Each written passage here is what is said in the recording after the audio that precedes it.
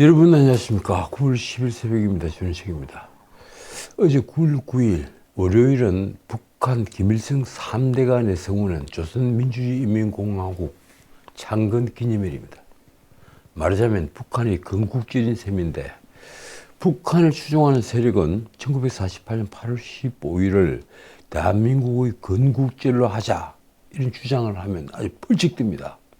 어떻든 문명국에서 건국절 혹은 독립기념일이 없는 나라는 아주 드뭅니다. 미국은 독립을 선언한 1776년 7월 4일이 독립기념일입니다. 그리고 프랑스는 1789년 프랑스 혁명 당시에 바스티유 감옥을 습격한 날 7월 14일을 건국기념일로 합니다. 이처럼 대부분의 나라는 근대 공화정으로 출범을 선언한 날 혹은 기념비적인 날을 건국기념일로 정하고 있습니다. 하지만 우리는 3.1절로 독립기념일로 하기에는 조금 이상하죠. 국권을 빼앗기고 있었던 상태이니 말입니다. 좌우 이념을 떠나 우리는 개천절이 건국기념일이 아니라면 자유민주주의 국가로 첫 발을 내디딘 1948년 8월 15일을 건국기념일로 하는 것이 옳은 게 아닐까, 저는 그렇게 생각합니다. 노무현 전 대통령 연결식이 열리기 전 MBC가 저를 찾아왔었습니다. 그의 죽음에 대해 얘기를 해달라는 거였습니다. 방금 돌아가신 전직 대통령을 평가를 해달라.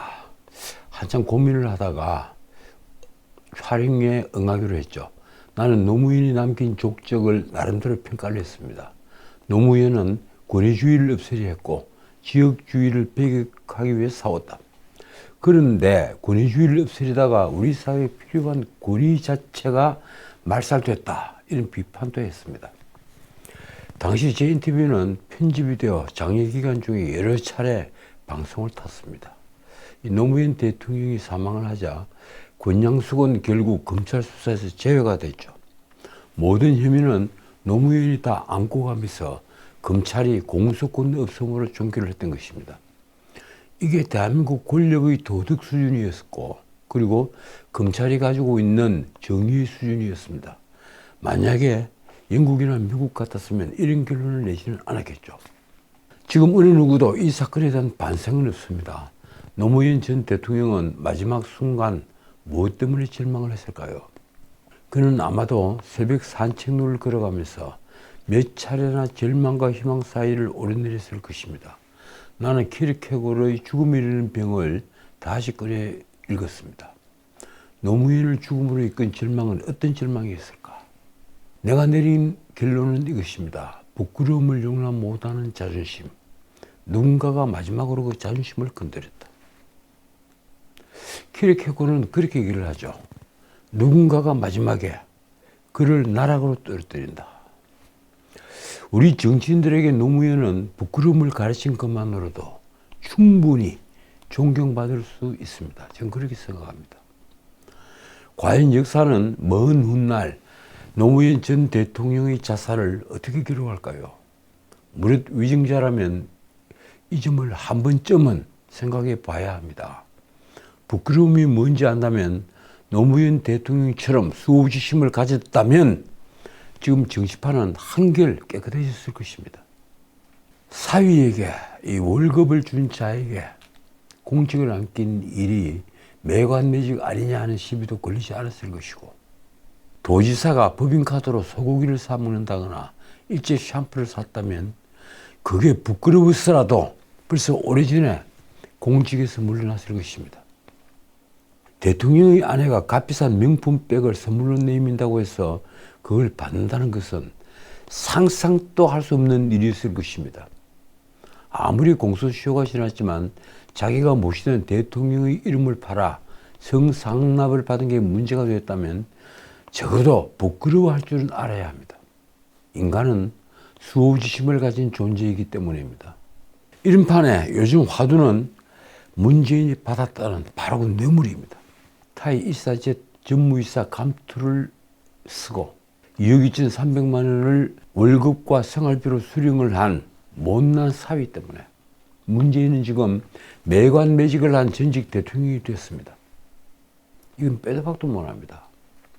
그러자 10월 말경에 공직선거법 위반 사건과 위증교사 사건 선고를 앞두고 있는 이재명이 민주당 지도부를 거느리고 찾아갔습니다. 동병상련이라고 할까요? 두 사람은 넥타이를 맨 정장 차림으로 만나서 포옹을 하고 손을 맞잡아 들었습니다. 아주 러시아식 포옹을 하더군요. 그 사진을 보노라면 명색이 이 나라 지도자였고 또 야당 지도자로 현재 군림하고 있는 두 사람의 어색한 미소가 제가 보기에는 그렇습니다. 아주 불쌍해 보일 정도입니다. 권력을 그만큼 돕기 싫은 걸까요? 남의 것을 탐하지 마라. 너희를 자유롭게 하리라. 제가 늘 경고로 삼는 망고의 진리입니다. 제 책 자유의식들 표지에도 저는 이 경고를 적었습니다. 진실로 우리를 자유롭게 하는 것은 무엇일까요? 바로 남의 것을 탐하지 않는 것입니다. 거의 모든 언론이 문재인 이재명의 만남을 방탄동맹이라고 비꼬았습니다. 그렇다면 만인이 아는 추억한 만남인 셈입니다. 문재인은 이재명의 격을 생각했는지 자신의 집에서 손님을 맞으면서도 정장 차림을 했습니다. 국민의힘 원내대표 추경호는 이날 국회에서 열린 최고위원 회의에서 이렇게 쏘아붙였습니다. 왜 하필 지금 민주당 대표와 민주당 출신 국회의장이 연이어 전직 대통령을 만나러 갔는지 몹시 궁금하다. 과거 문 대통령께서 하신 말씀 그대로 그냥 법대로 하시면 된다. 그냥 법대로 하시면 된다. 이게 문재인 대통령의 말씀이죠. 추경호는 대한민국 사법 시스템을 부정하는 민주당의 선동 정치가 점입가경이라는 말도 했습니다. 이재명 문재인을 둘러싼 여러 의혹에 대해 수사와 재판으로 진실이 밝혀지더라도 그 결과를 인정하지 않고 불복을 하기 위한 사법 리스크 방탄동맹 빌드업은 아닌지 심히 우려스럽다. 정말 그냥 법대로 했으면 어떤 일이 벌어졌을까요? 제가 장담드리건대 두 사람은 이미 정치적 단두대에 올랐을 것입니다. 문재인은 어쩌면 감옥 안에서 아내 김정숙의 버킷리스트를 따라 세계를 돌아다니던 때를 아주 황홀한 심정으로 반추하고 있을지 모르겠습니다. 다시 묻겠습니다. 이런 부패한 정치 권력의 방탄 동맹이 두려워 판사가 공직선거법 위반 사건이나 위증교사 사건을 눈 감아줄 수 있을까요? 저는 그럴 가능성은 제로라고 생각합니다. 만약 이 나라 사법부가 부패한 정치 권력에 굴복을 한다면 저부터 촛불을 들고 광화문에 나가겠습니다. 다행히 추경호에게서는 그동안 국민의힘에서 좀처럼 찾기 어려웠던 결단력이 보였습니다. 그는 대한민국의 전직 대통령, 국회의장, 제1야당 대표가 모여 대한민국 사법 시스템을 부정하는 정치적 선동에 힘을 합치는 듯한 행태는 반드시 중단되어야 한다고 경고를 했습니다. 그는 문재인에게 이렇게 충고했습니다. 누차 말씀드리지만 문재인 대통령 일가는 본인들에 대한 수사와 재판에 성실히 임하시면 된다. 법대로 하시면 된다. 이 얘기입니다. 그 얘기는 바로 문재인 당신이 늘 하던 얘기였다. 도대체 이재명, 문재인 두 사람은 만나서 무슨 말을 했을까요? 7개월 만에 만난 문재인과 이재명은 자기들을 향한 최근의 검찰 수사를 두고 정치 보복으로 단정했습니다. 8일 그 두 사람이 한 말이 이렇습니다. 검찰 수사가 흉기가 되고 정치 보복 수사 노릇되는 현실이 개탄스럽다. 문재인이 자기가 살기 위해서 퇴임 직전에 뭘 했습니까? 금수완박을 했죠. 검찰 수사권 완전 박탈. 그래서 마지막 국무회의까지 시간 변경을 하면서 끝내 그 법안을 공포를 했습니다. 금수완박법. 그런데도 한동훈 법무부 장관이 시행령을 손봐서 결국은 금수완박법에도 구멍이 좀 뚫렸죠. 어떻든 아무리 내로남불에 익숙한 이중잣대를 가졌다고 하지만 자신들은 검찰을 동원해 이 나라 보수들을 멸문지화로 내몰았습니다.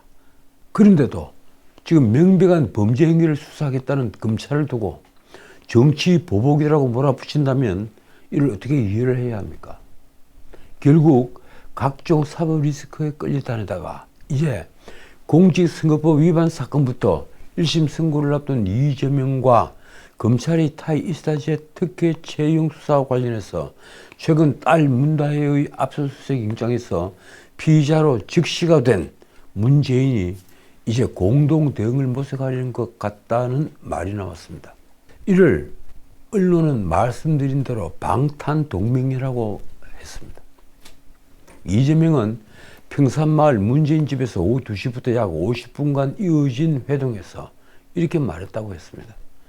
김정숙 여사님과 대통령 가족에 대해 현 정부가 하는 작태는 정치적으로 법리적으로 도무지 이해가 안 되는 정치 탄압이고 한 줌의 지지 세력을 결집하려는 수단이 아니냐.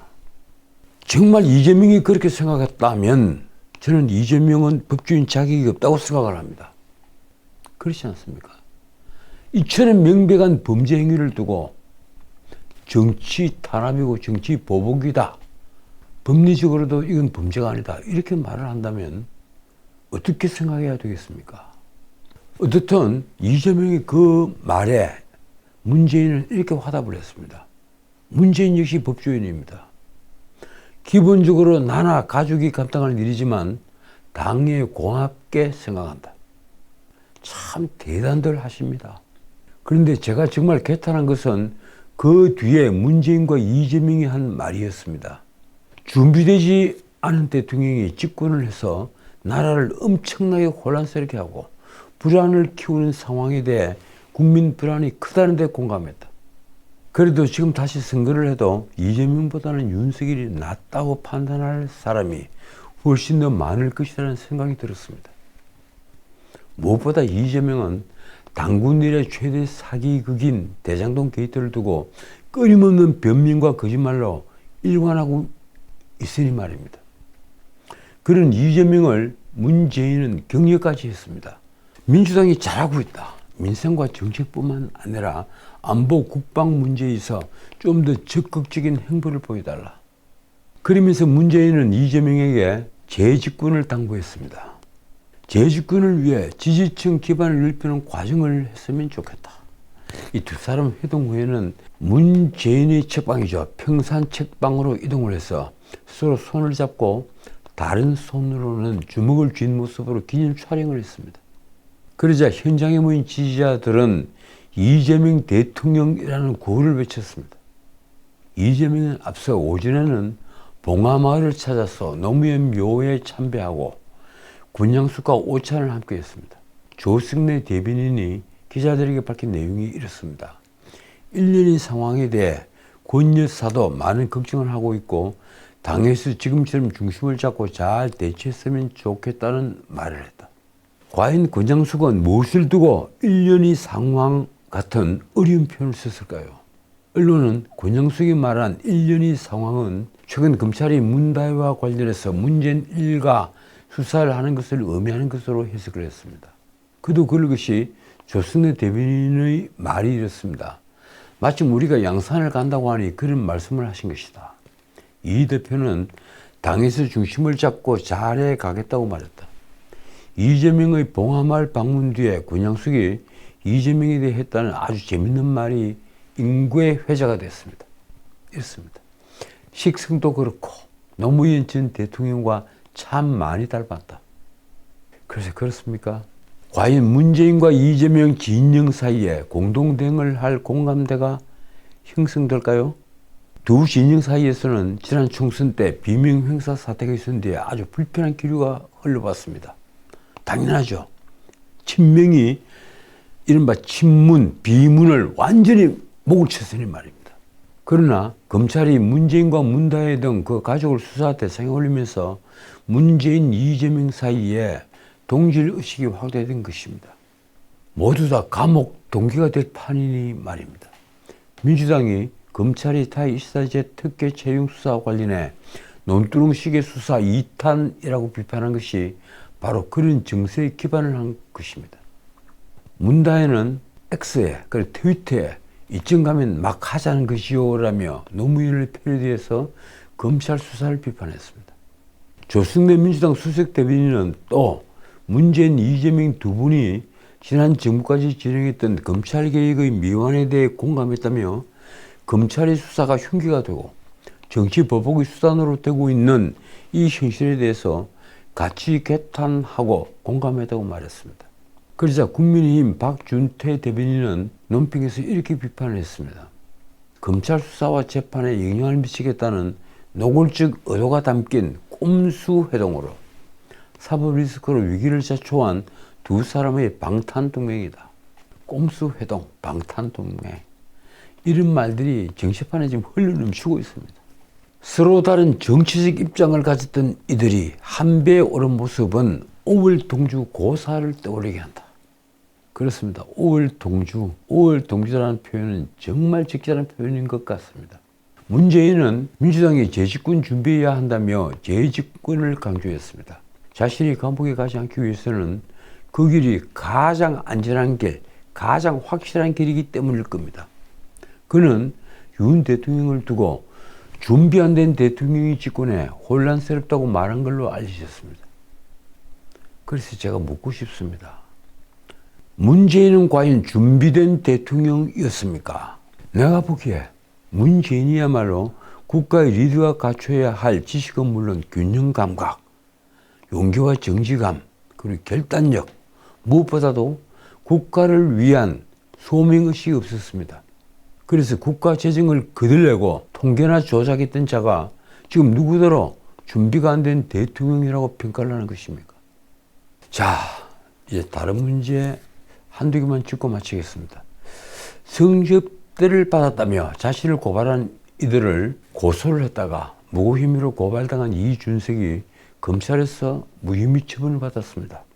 이로써 2021년 말 제기된 성접대 의혹에서 비롯된 이준석의 사법 리스크 4개는 모두 해소가 되었습니다. 놀랄 일입니다. 하지만 정치인으로서 져야 할 부담은 그대로 남았습니다. 그동안 이준석을 정치적으로 노골적으로 후원해온 조선일보는 이준석의 형사사건 4건 중에 마지막으로 남은 무고 사건을 9월 중앙지검 형사일보가 무혐의 처분을 내리면서 이제 완전히 다 털어내게 됐다고 썼습니다. 지면을 크게 할애를 했습니다. 검찰이 밝힌 무혐의 사유는 증거 불충분입니다. 조선일보 표현이 이렇습니다. 이 의원은 검찰이 이번 무혐의 처분 이후에 공개적인 입장을 밝히지 않았다. 대통령실도 별다른 입장을 내지 않았다. 여권 관계자는 대통령과 여당 당대표가 갈등을 조정하지 못해 자기들을 정치적 승리로 이끈 무장을 스스로 해제하며 어느 쪽도 승자로 볼 수 없는 결과를 초래했다고 했다. 지금 조선일보가 새삼스럽게 이준석을 다시 띄우려는 의도가 무엇일까요? 저는 그게 무척 궁금해졌습니다. 자, 오늘은 여기까지입니다. 지난 8일 윤 대통령이 국민의힘 일부 최고위원 중에 비한계 의원 몇 명과 만찬을 했습니다. 김민전, 인용환 이런 최고위원들이 포함이 됐더군요. 그런데 친한계 최고위원은 한 명도 포함되지 않았습니다. 윤 대통령과 한동훈 대표의 불편한 관계를 보여주는 아주 상징적인 장면으로도 읽힙니다. 대통령실에서 기자들에게 한 설명이 이렇습니다. 수도권 중진 의원이 어제 오후에 번개를 요청하셔서, 번개란 말 다 아시죠? 느닷없이 사전에 미리 얘기가 안 된 그런 모임을 하는 것을 번개라고 합니다. 이 번개를 요청하셔서 몇몇 의원들과 2시간 정도 대통령께서 관저에서 만찬을 하셨다. 만찬에서 인요하는 의료개혁과 관련해 상세한 의료계 상황을 말했다고 대통령실 관계자가 전했습니다. 대통령이 귀를 여는 게 이런 것일까요? 저는 그렇게 생각하지 않습니다. 듣기 좋은 말은 1000번을 들은들 무슨 소용이 있겠습니까? 지금까지 전은책이었습니다.